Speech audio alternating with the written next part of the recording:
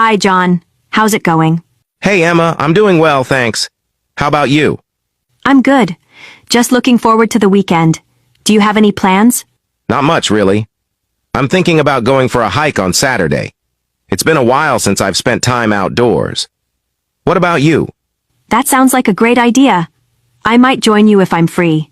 I'm planning to meet some friends for brunch on Saturday, but Sunday is wide open. Nice. I love a good brunch. Any favorite places you usually go to? There's a cozy little cafe downtown that I really like. They have amazing pancakes. Have you been there? I think I've heard of it, but I haven't tried it yet. I should check it out sometime. Do you have any other weekend traditions? Not really. I just try to relax and recharge for the week ahead. I do enjoy reading when I have some quiet time.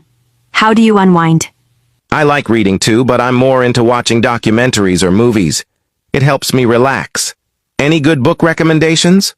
I just finished a great mystery novel. If you like a little suspense, I think you'd enjoy it. Sounds interesting. I'll add it to my list. Let me know if you decide to join the hike on Saturday. Will do. It'll be nice to get outside and enjoy nature.